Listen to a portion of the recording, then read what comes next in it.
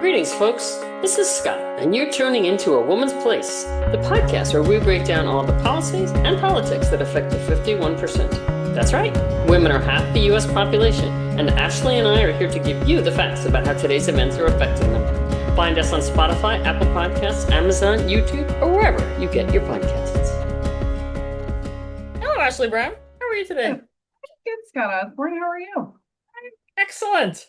I'm making it excellent, as I like to say. I'm projecting a state of mind that says excellent.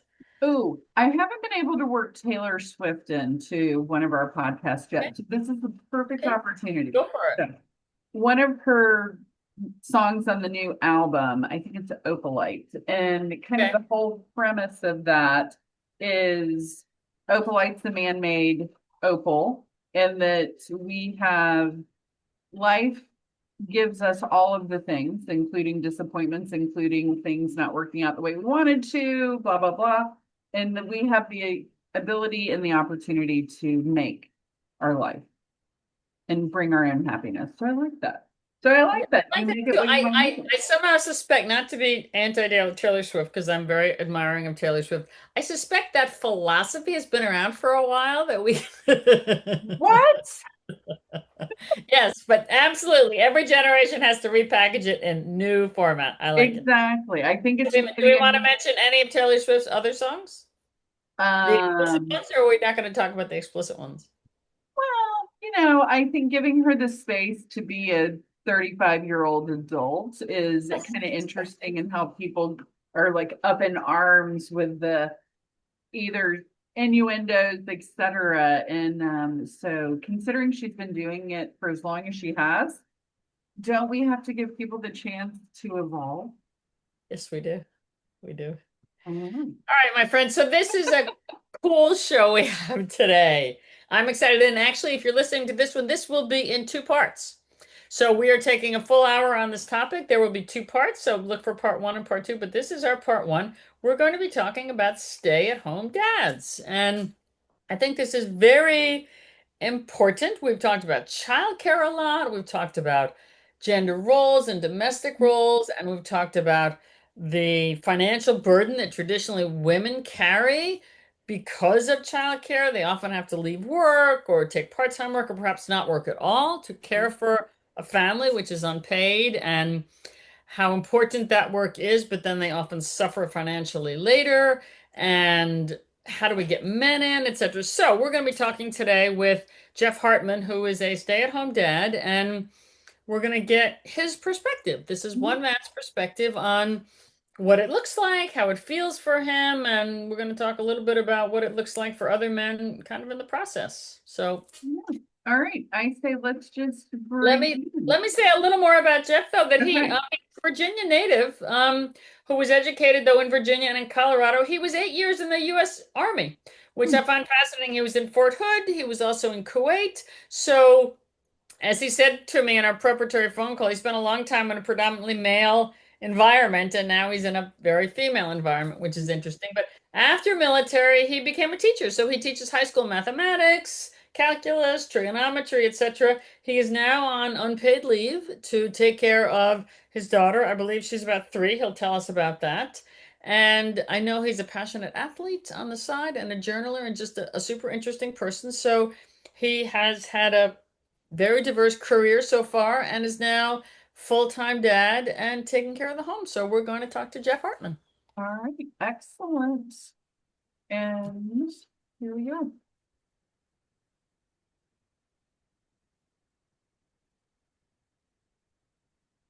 The Zoom wait. The Zoom wait, I know. No. And we just need a camera. I know. What happened, Ashley? Is this on your end, or no? There we go. Hey, Jeff. Okay. Hey, how are you?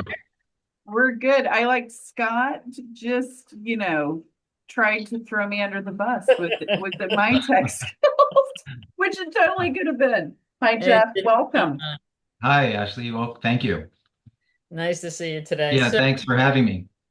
Oh, thank you. And we have told our listeners a little bit about your background and career. And I shared with them something that you told me when we did our introductory conversation that you'd spent a good part of your background, or at least in the military, which is, you think you said to me, there's a predominantly male environment, and now you're sort of in this predominantly female environment because you've taken a leave of absence from teaching to be a full-time father and caregiver. So that's what we're going to talk about. And before we give Jeff a chance to talk all about this, I want to say you are not the norm in the US. Only about 18% of, is it children or is it who are cared for, or men who are men? 18% really are full-time caregivers for any period of time, and Mhm. sometimes that's for a very short period of time. Again, nothing wrong with any of that, but we do know. So it is still overwhelmingly something that women do. As we know, it's demanding, it is not paid, but it is still overwhelmingly something that women do. So,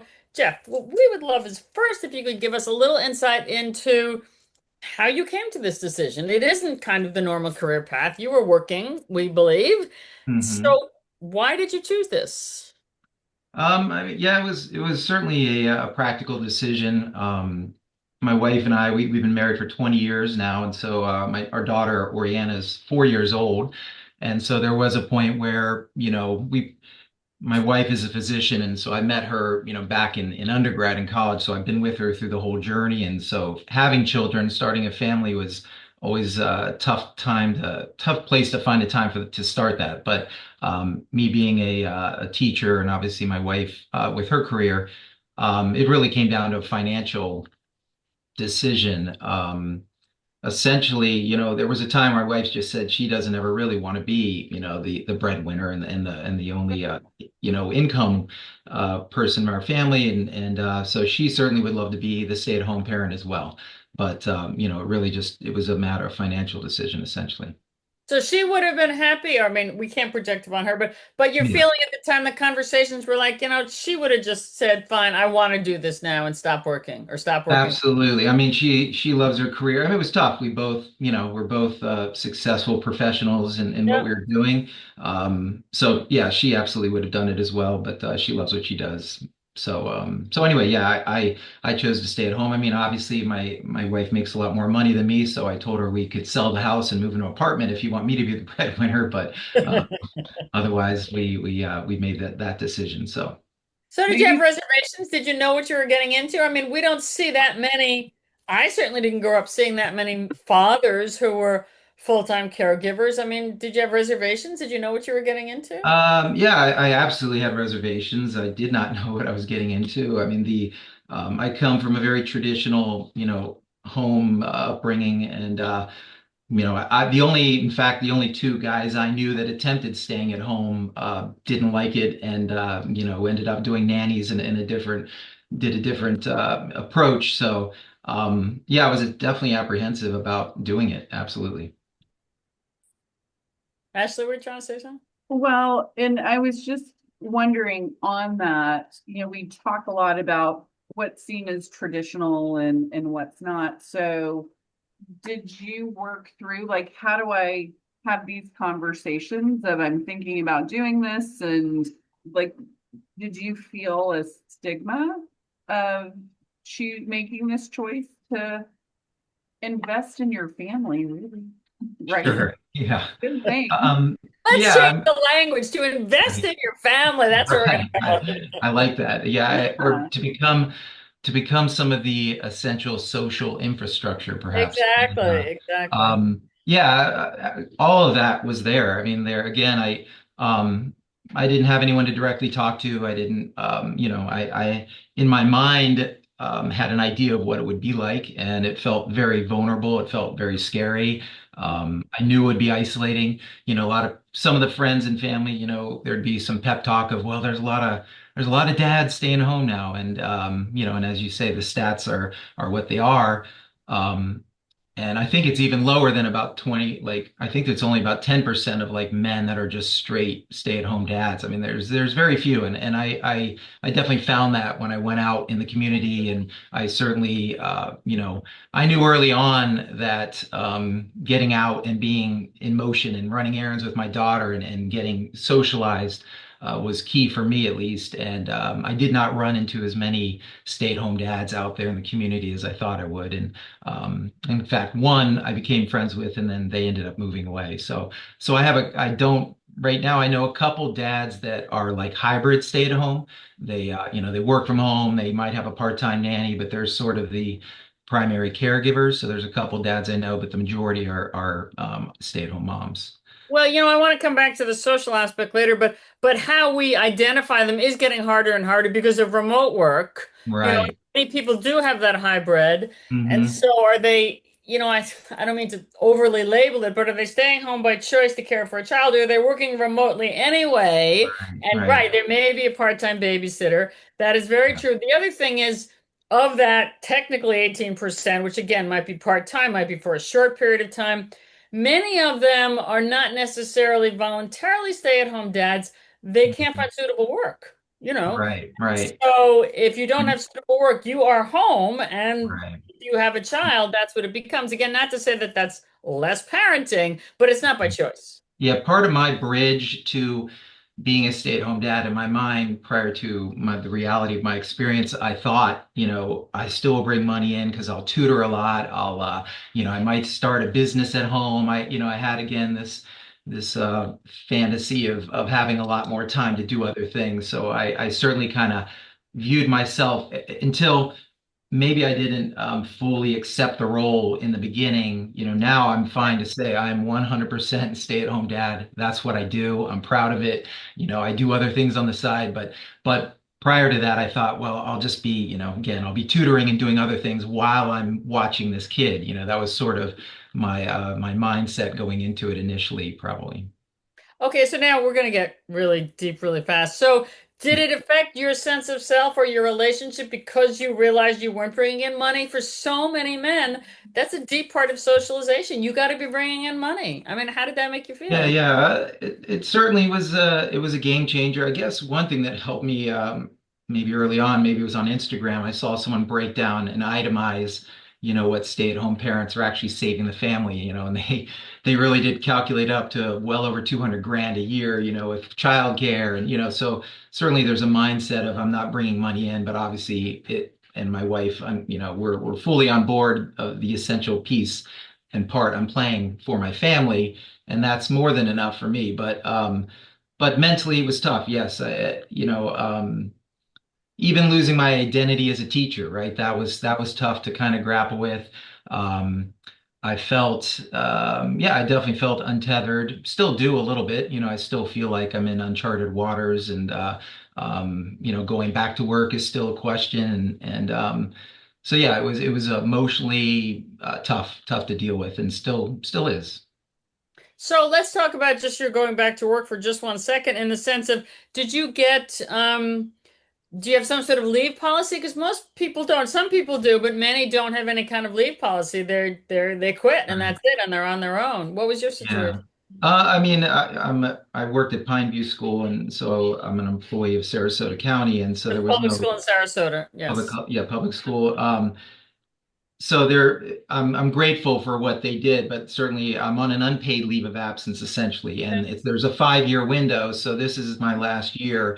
So yeah, my wife and I still have to figure out next year. There is a good potential I'll go back, but our situation is such that we don't have any immediate family or any family in the area. We have a lot of good friends, but and my wife's job, it's not only does she have a very challenging profession and it's very demanding, but she also is on call, right? These 24-hour call shifts that are just completely random. So even coordinating me going back to work and her working and getting a nanny or whatever it is to fill in the gaps, it's still going to be challenging. So that's one reason why I certainly haven't gone back since. But I miss teaching and would go back if I could. So it's interesting that you say that you don't have family around, et cetera. That's something in one of our past episodes on childcare. Just in the US, it's such a low percentage of people that have that extended family close by, where Mm-hmm. you used to have that opportunity for support with childcare, the picking up kids after school, whatever it happened to be. And it Right. does manifest itself in ways of a bit of isolation, I think, of I Hmm. got to figure this out all on my own. A lot of pressure. Yeah. Yeah. For Yeah, sure. we have one of the lowest percentages in the US of people with children living with extended family. Many other Mhm. countries, Mhm. that's just historically been the default childcare. It's an older sibling, it's an aunt, an uncle, a grandparent who was around, Mhm. and we have a very low percentage of that in the US. But often, though, with childcare, with young children childcare, it's not just childcare, it's a whole basket of house things, what we call domestic duties that go with it, Mhm. How how did you divide that up? How did you think about that? Again, for some people, it's like, yeah, taking care of the kid is important. I get that. That's, raising the next generation, but the shopping and the cleaning and the laundry, that's a whole different Mhm. deal. I mean, how did Yeah. you think about God, Yeah. unlike the dishwasher, I hate that job. The that? worst. Whatever, Right. whatever the thing Yes. is. Yeah, I think again going into it, my wife and I have been married so long. I think we had a good routine and a blend of gender roles in that way going into all this. So we never really had a discussion right out about how that was all going to happen. And so it's sort of this capacity versus tradition. Like we don't in our home, we don't really see those traditional roles as male versus female so much. But I noticed when I was at home with Ori early on, um, just sitting around holding this baby, looking at this house with all these projects to do, and it was just it was a lot more mental torment than I imagined. And I also, at one point, maybe a few months in, I sat my wife down and said, part for me, I'm still thinking about not only am I doing a lot more domestic stuff, but I'm also in my mind, I should be out there mowing the lawn. I should be, repairing the gutter over there. I should be doing the mail rolls. So mentally, I was definitely feeling like things were collapsing on me, and she eased me in that way, and we tweaked a few things.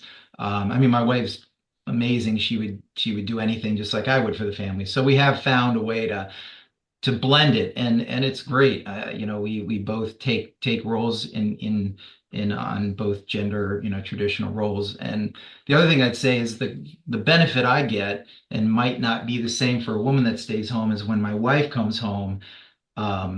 She has missed our child all day long like nobody's business, and she wants to be right there in with her, and that's great to see. But I don't know if every, traditionally in my experience, dad came home, yes, he loved us, but then dad went and watched the news and did his thing. So I have a incredibly doting mom and wife that comes home every day and is willing to kind of take over in that role. So, Interesting. so Yeah, it's a and good blend. and no, that is an asset. And to be fair, right, you folks are, I would say, a little bit older, and you've been married for a while, and stay-at-home dads by choice do tend to be older. Again, which makes Mhm. sense. Might Mhm. be either someone has a career established, maybe the wife has a career Right. established, but you've also worked out, you've been married for a while, so you've Right. worked out a lot of things that make it doable that I think for some younger couples or people maybe perhaps where finances are much, much tighter. There's just a lot more stresses if they haven't Right. developed, ways to Right. work that stuff out. There's pluses and minuses to it all, though. I mean, in a lot of ways, the clock ran out on us, and we realized we probably would even want a bigger family. And now we're on the other end of Yeah. it if we didn't start earlier. So, Yeah. the things that are a plus for us, there's always a downside, I think too. But Well, and maybe with that, and I think this is the whole thing with your being a little older and having that maturity and understanding the importance of communication, the being vulnerable with how you're feeling about things and talking about that instead of letting it fester. hmm. Never works out. We said vulnerability twice already. We're only 20 minutes into the show. I don't think I that's going to be. know. I'm telling you, it's a big thing. Don't make me bring up Yeah. Taylor Swift again. I'll do Oh it. boy. Yes. Yes. Okay, but Right. so wait, I want to have another chat because you mentioned Instagram. So I'm a parent, and I know when my children were young, especially, I didn't live anywhere near family. I lived internationally. I didn't have big sisters. I'd never babysat. I didn't know nothing about taking care of kids, but I was Hmm. just a sponge for information at the time, especially books, etc. I mean, did you either seek out obviously childcare information, I guess, or anything in particular about your role? I mean, what did you do? Now we've got, all of social media. Did that help or hurt or? I mean, prior to Ori's birth, we got a couple parenting books, and I kind of perused through them a little bit. But for me, even all the things I've done in life, I kind of like to go in with not knowing much and just kind of dealing, figuring it out on the way. So, there wasn't.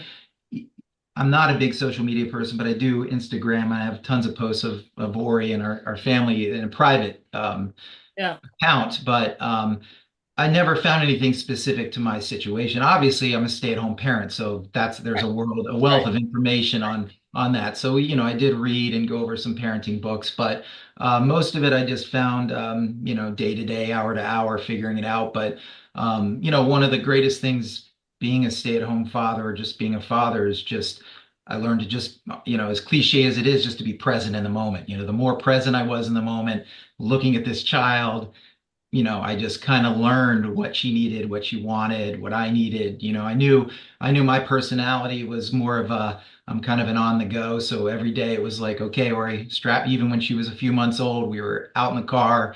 I kind of see the community as our playground and our teachable moments. I mean, I take her to stores all the time, and it's just anybody who'll stop and talk to us. We're having a a conversation, and Ori's learning that. The checkout person, we're talking to them, and so I learned my way through it, I guess, and didn't really follow any advice or didn't find anything that was directly helpful. Hmm. Yeah. Interesting. So at the time you made this choice, because then we're going to go later into sort of how you see it socially and a little about your daughter, but at Right. the time you made the choice, from either your work or family or friends, what were those conversations like? Was there pushback? I know you said you personally had some reservations, but did you hear like, hey, that's great, or are you Mm, sure about this, or right. what was the Yeah, I think a mix of those, that spectrum, but I think I felt, and perhaps again, it was my perception of things, but there were some people that were kind of like, okay, we'll just see if this works out for you. There was, yeah, good luck, they're thinking. like you're the How long is man. this gonna Yeah, last? there's a safety net for you. In fact, I felt that sometimes even going into play groups when I was most of the time the only man, and it was sort of like, okay, let's see what you can do. But when you after you tried this out, let's give the baby to mom, and you go on with what you're supposed to do. So I felt that, and of course in conversations with people, people were supportive, and but again, it was sort of like, well, do you really know what you're doing? And I really didn't know what I was doing, but it's just the type of person you are. I'm committed to it, and there is no safety net to this situation, and that's fine. I mean, it's going to work out, and it is so far. I mean, it's been a very positive experience overall. But, So I know So, you can't oh, speak. I don't sorry, want you but to. Oh, sorry, Ashley, go ahead. sorry. That's the first time we really talked over each other. We're winning. So have there been some unexpected just joys to it of the things that maybe you worried about that losing your identity and that piece, but what has there been a silver lining that was unexpected? um, it's a good question. I mean, yeah, nothing, no pivotal moment comes to mind, but I mean, just being a parent in general, it's beyond what I ever imagined in many ways. So, it's sort of my flex to myself to go out into the community and be with my daughter. I mean, everyone thinks the same of their children, I'm sure, but she lights up the room. I mean, again, when I talk about these cashier moments and people will look at me and go, who is this child? She's having a conversation with me. Those moments of obviously there's pride in your child, but yeah, I never expected how extreme that could be, how fulfilling and the depth of my role actually would feel inside. Nice. So I get a kick out of this thinking about it because there's people talk about maternal instincts, and so much of what through history we've been led to believe is, mothers have this special connection to do exactly the kind of thing you're talking Right. about, to develop this incredible bond, and see that pride, and just sacrifice yourself for the sake of this child. And I mean, that sounds like all the things you're talking about, which I applaud. And I absolutely felt as a parent. I know other parents who feel that way. And lo Hmm. and behold, it doesn't come with the ovaries, shocker. It's like Yeah. if you're in that role and this is your Right. child, look what happens. Right. I think even when you were talking about how I was anticipating this, I was definitely conflicted and felt a lot of pressure because in my mind I'm thinking, okay, I'm the stay-at-home parent. I've got to be bubbly and I've got to be nurturing and all of the things I saw of the baby talk with a woman, and I'm thinking that's really not me, but I'll try that. But I quickly learned that just being myself was most important. And I mean, the one tip that kind of dawned on me was just talk out loud. Even when she was the couple weeks old, like I would sound like a mental patient, obviously at home all day with her, but I was just telling her everything I'm doing. I knew speaking to her, that was just the best I could do for her in those moments. And but just being myself and obviously, yeah, the men I think are maybe have more physical engagement with kids, and women obviously perhaps have more of a nurturing side. But and Ori, her favorite thing, it's all her. Like at nighttime, she wants to battle daddy. And it's like, we kind of roughhouse and she has all these spells she can do on me. And, I mean that, and mom doesn't, do battle time with Ori. I guess it turns out women aren't as good as like pretending their children are prey and stalking them like men are. But so I kind All of, right. Some women do like to yeah, roughhouse their I kids, but suppose. yes. I learned to sort of celebrate who I am and step in that role and use my strengths, and that was Yeah. just a different approach to it, but it wasn't the wrong approach. Again, my wife and I are different. I might be more rigid in certain ways than her, and obviously I adapted to being the stay-at-home parent, but I tried to stay true to myself and kind of do it the way I knew was my innate personality and abilities. Which in a way sounds like so obvious. But again, it's because we don't have those models of men doing it. I mean, I think women figure out, yeah, they're going to be themselves. I mean, I talk Mhm. to my kids all the time too. It's a way against, you treat them like small humans when they're very Right, little, right. Yeah. And so in a way, it's like, well, yeah, we're all ourselves. But again, I guess I just think that because all we've seen in our heads pretty much are women doing it, we think like that's the way versus, as Mhm. you say, just who you are is the way. And actually, I realized, did we have a time on this? I Uh, I lost track of my time. we did. And what I was going to say after you finished, because I think that was, I just love again the dichotomy between what we think and who we think should be doing things and how we should be acting.